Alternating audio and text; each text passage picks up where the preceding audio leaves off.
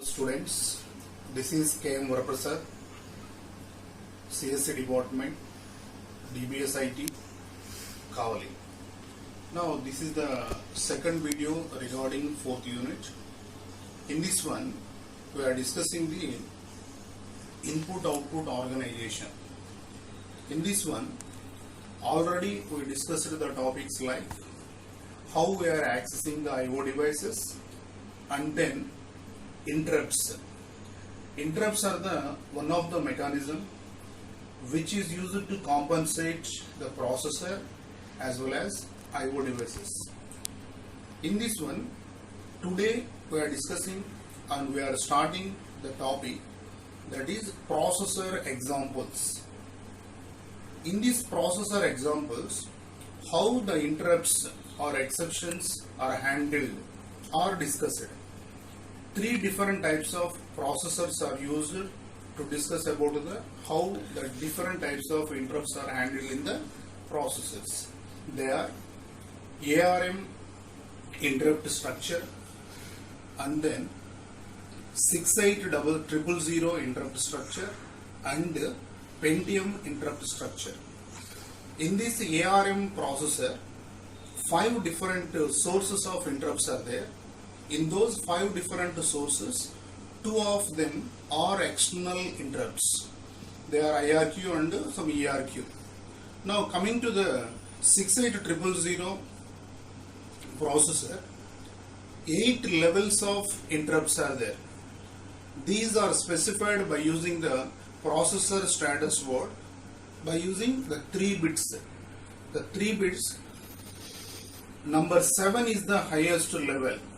Whenever the processor is executing lowest level, when the highest interrupt comes, it will automatically accept that one. Now coming to the last one, Pentium interrupt structure. In the Pentium interrupt structure, maskable as well as non-maskable type of interrupts are used. Now in all those interrupts, some processor status words are there. Those are discussed in the following diagrams. These are the 3 different types of processor examples: ARM interrupt structure, 68000 interrupt structure, and Pentium interrupt structure. In this one, now we are showing the ARM interrupt structure. Now this ARM is having a very simple and powerful exceptional handling structure or interrupt structure. In this one, these are the 2 flags we are using. These are the external interrupts. These are used to specify the IRQ as well as FIQ. M0 to M4 are the some special purpose mode bits.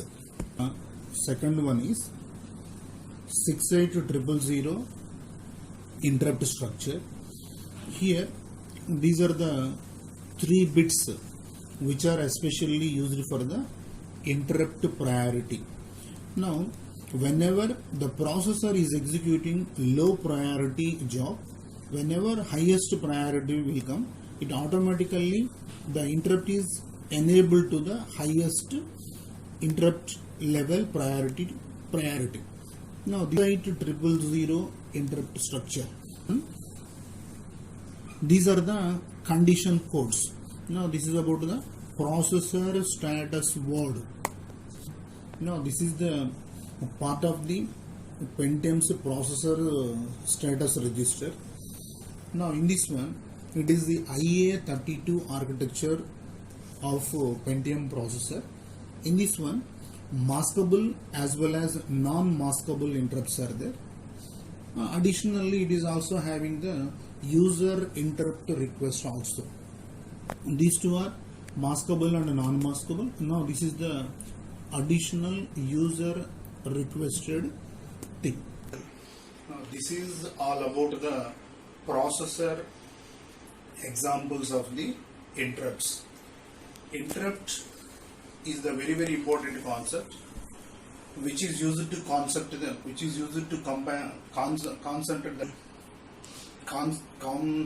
between the processor as well as IO devices. And then comes to the very important topic, that is direct memory access. Here, to transfer a large blocks of information from processor and that is memory to the IO devices, it is highly a risk. What actually the risk means, the processor must be involved in all the time which transfer the large amounts of information from memory to the IO devices. The processor time is very precious. Now we want to eliminate the amount spent by the processor in the data transfer. Now we are introducing a very important concept, that is direct memory access. Now here one controller is there which transfers or which initiates that large amounts of data transfer between the memory and IO devices. Initially the processor initiates the process and assign to the some controller. Now that is DMA controller is there. That DMA controller transfers large amounts of data between the memory as well as and IO devices. After completing that one, it will give some information to the processor. At that time, the processor finishes the information. Here, the DMA controllers are available in the interfaces, IO interfaces. Now, those can control all the things which transfers the large amounts of data between this one. Here, arbitration is the process which is used to assign which is act as the master, which can take over the job of this one. How this one means, many number of IO devices are there and many number of devices are there which are having different types of priorities are also there. Here in this one, the arbitration process is maintained by using two different types of concepts. One is centralized and distributed. The following diagram shows how the DMA works. This is the DMA, direct memory access. It is a processor. No, this is the main memory. No, this is the bus. Here, these are the IO devices here.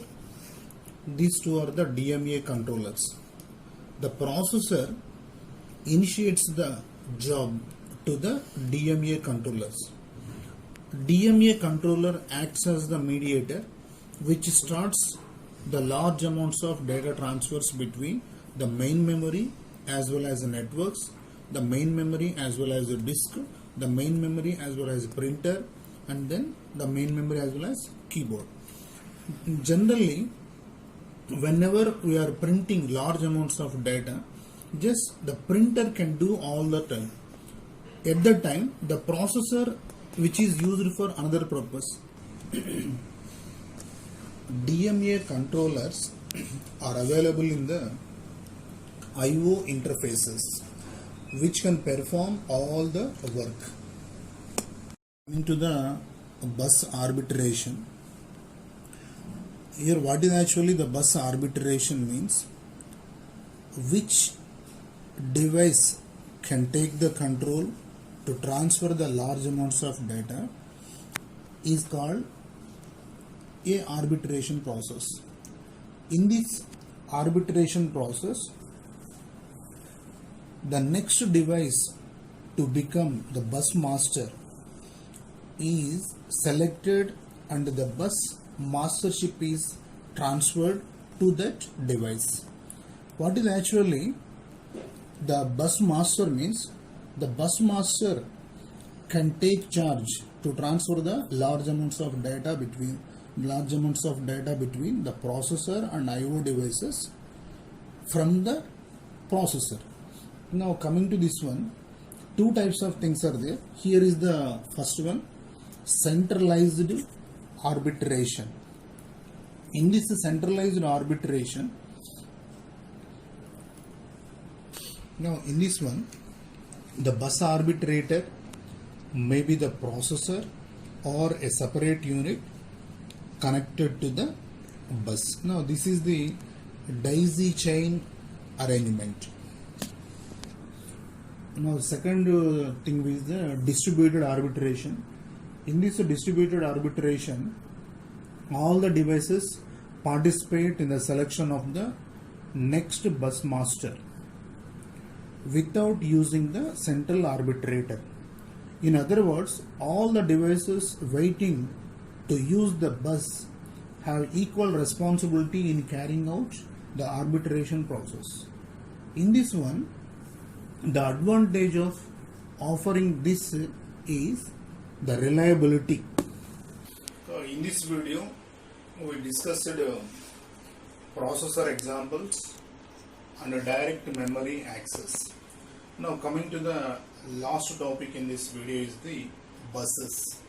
Already we discussed about what is actually a bus. Now this is a parallel lines to transfer the data or control or address from the processor to the I/O devices and memory to the I/O devices.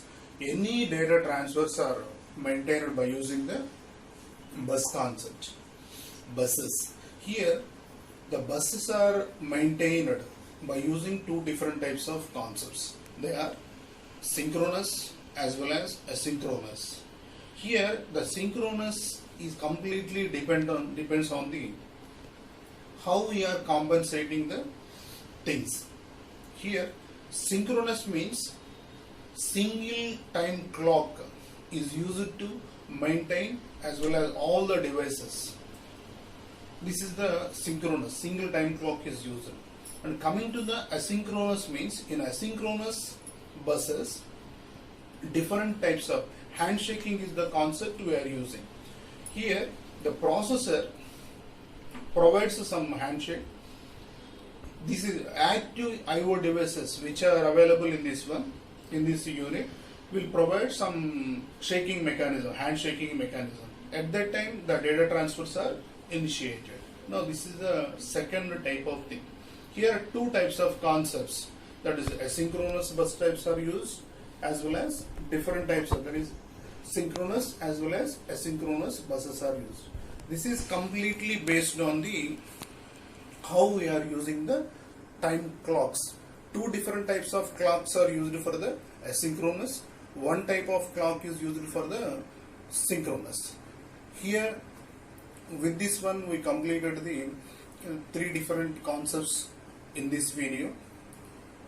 Stay home and stay safe. Thank you.